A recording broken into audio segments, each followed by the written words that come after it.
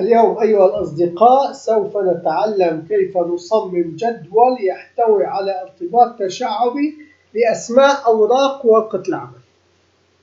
هذا الملف يحتوي على شيت 5 شيت 1 شيت 2 شيت MDR شيت 7.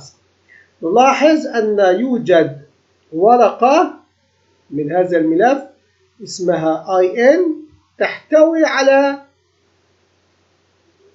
أسماء أوراق العمل وتقوم بعمل الارتباط التشعبي لهم. فإذا من البرمجيات المهمة جدا والمفيدة أننا نصنع هذا الأمر.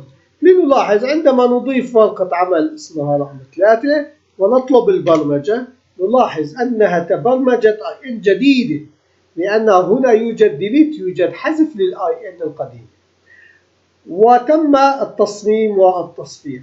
فإذا هنا الآن نستطيع أن نغير أيضا ونطلب البرمجة، نلاحظ أنها تغيرت أيضا وتم الذهاب إلى النقط الصح الورقة الصحيحة. البرمجة الموجودة المتغير الأول والثاني والثالث، وهنا يكون إيقاف لحركة سطح المكتب، وهنا الإيرور لاحتمال وجود خطأ معين.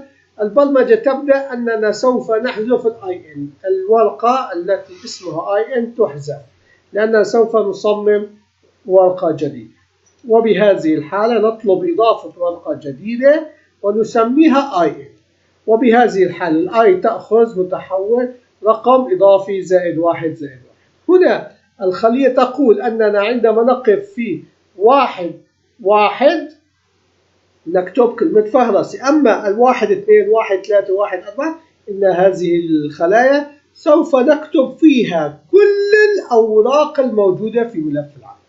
فإذا كل الأوراق نبدأ بالأولى، إذا كانت لا تساوي IN نأخذها ونسجلها في هذه الخلية. التسجيل بسيط، أما كيف سوف نقوم بعملية ربطها تشعبيا هذه هي الأسطر.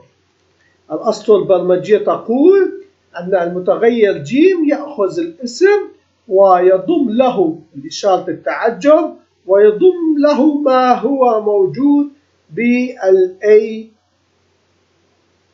وبذلك نحصل على الامتداد، وبذلك نحصل على الارتباط التشعبي الذي ينتج في النهاية أننا عندما ننقر على 4 تذهب إلى الورقة.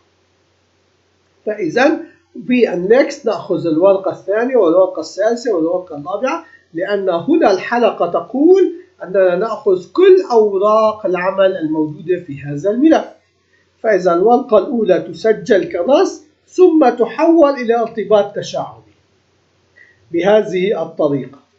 شكرا لمتابعتكم. البرمجة كانت مفيدة جدا وهي مطلوبة لعدة أشخاص، وأنتم يجب أن تكونوا مهتمين لهذه الأسطر البرمجية. شكرا لكم.